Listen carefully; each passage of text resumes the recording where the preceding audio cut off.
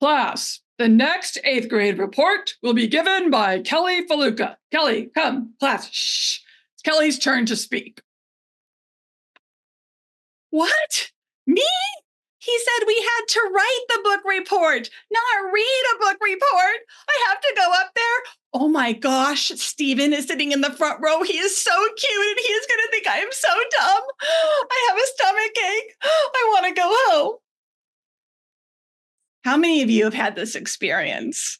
As I examined this one, right, all of us almost as we were kids, thought, how many of us were taught to read and write, but not to deliver presentations? I didn't get vocal variety and eye contact and how to work out my jitters when your teacher embarrasses you in front of your whole class. I knew I needed to think about this because I'm a trainer, I'm a coach, and I think there's a lot more behind this. Let's investigate. Madam Toastmaster, fellow Toastmasters and guests, welcome to PTSD and me. I will not be brisk on this topic because it's important. This is how I learned how to control my anxiety over all the years. How many of you feel, you don't have to raise your hand, you can give me a secret wink. How many of you feel you have a gripping fear around public speaking? Nah, I see some looks in those eyes. You're not alone. The National Institute of Mental Health in 2023, just last year, stated that 75% of adults fear public speaking more than death. More than death? That's a sad statistic, especially because us human beings are meant to tell our stories with ease. As children, we didn't worry that we were being judged. Remember when we ran in from school and couldn't wait to tell our mom about our day? Yet, when we're called in front of a class, we can't perform. Why? PTSD is caused by an extremely terrifying event. We often think of veterans having flashbacks of the war or people who were in car accidents and then they get in the car and someone slams the brakes and they flash back to that accident. It's serious stuff. Symptoms include flashbacks, nightmares, severe anxiety, and physical distress.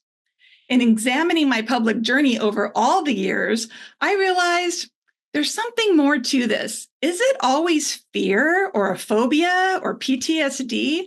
Or could it be something else? Like anxiety of being judged by others, like lack of preparation, confidence, or practice? Are we giving the word fear too much weight? Disclaimer. True phobias are real, and if you can't even get yourself to speak, please go see a licensed professional. Phobias are no joke, and there's no shame in seeking help. However, in my experience, I found it's mostly our egos that get in the way. That monkey mind or that chaotic negative voice, whatever you call that chatter in your head, it exaggerates our true life stories, ones that happen to us.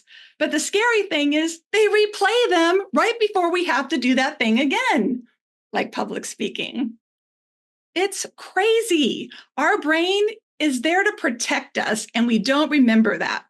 It's not there to shut us down and not do the thing. It's to remind us that it's scary. And our job, what I found is the most helpful, is to literally thank the fear. Say, thank you. I know this is scary. We had a scary experience in the past, but we're going to do it anyways.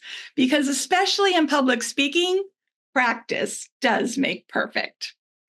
I realized my fear wasn't a phobia or PTSD. It was post-traumatic speech disorder. I had so many speeches and experiences speaking when I was younger, it created traumatic experiences of Stephen in the front row laughing at me, or experiences like this. Kelly, you are doing a fantastic job as our newest junior marketing executive. Since your boss is traveling, can you put together a quick marketing review of the last campaign? Because she's traveling and we need someone to speak at the meeting tomorrow at 8:30. What? Me? I don't know how to present like my boss. I just give her the numbers and review the campaign, and then she presents to the team.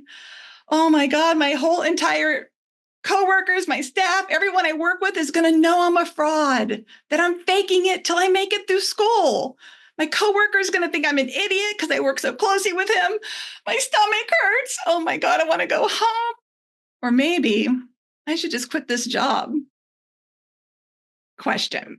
How many of you have had experience like this, right? I see a lot of heads nodding. I entered the workforce before I went to school, before I had Toastmasters or additional education. It was challenging. I didn't know what I didn't know. How many of you have felt like that? You're watching these shining examples of people at work. They're just so polished and perfect, but it made me feel inadequate and stupid, like I needed to rush through school, like people had a secret know that I didn't know about public speaking. No wonder that statistic, 75% of people are afraid of public speaking, is true. Most of us never had any real training.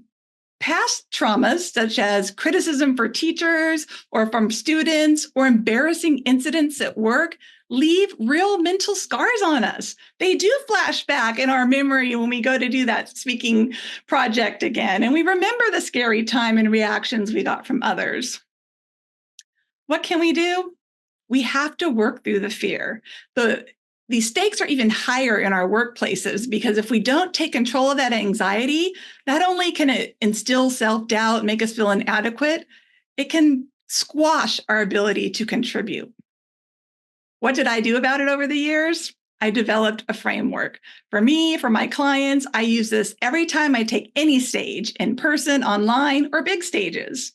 I came up with a 3-word framework: acceptance, action, and support. Because I can't do it by myself. I still have a loud negative chatter, believe it or not, every time before I take the stage. Let me break it down how it works for me. Number 1 is acceptance. We have to realize we can't eliminate the fear. It's a normal human emotion, but we can work through it. Call it out for what it is. Is it a phobia? Or did you just not practice enough? Or do you have anxiety? Label it. Look it in the face and say, okay, this is what it is. Number 2, you're going to take action, massive action. We cannot read or meditate or study our way into being great public speakers. We have to do it. Nike wasn't wrong. We hear all these public speakers telling us we just have to practice, yet we don't. How can you remediate that? Get on video, get comfortable looking at yourself because it is weird. And we do see tics that we think people see, and sometimes they don't. So the more you get to look at yourself, the easier it gets. And then learn from your evaluations and critiques. As new speakers, when someone says we do something that we could change in a speech, it kind of hits us, it dings our ego, and we might start judging ourselves. But separate yourself. Your speech is not who you are. Is that criticism true?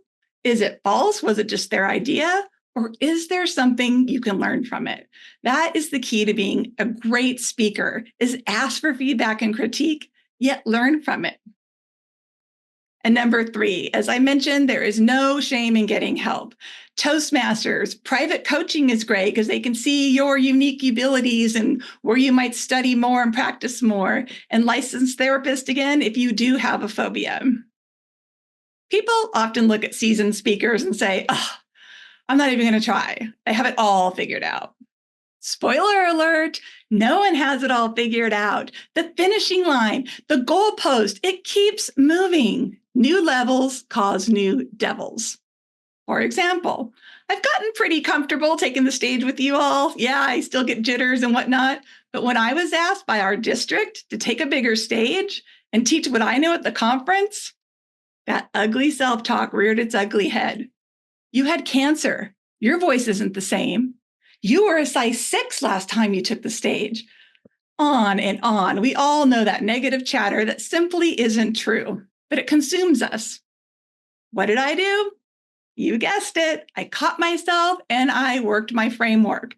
Acceptance, action, and support. Lynn, our president, helped me with my content, and she most of all inspired me to keep going, even when I doubted myself. Thank you, Lynn. In addition, I'm glad I took that big stage. I think I learned more about myself than the students learned about what I was teaching. In closing, if you struggle with post-traumatic speech syndrome, do yourself a favor and the world a favor and investigate it. Is it fear? Is it something else? Call it out for what it is, accept it, take action, and seek help. Why? Because every voice matters.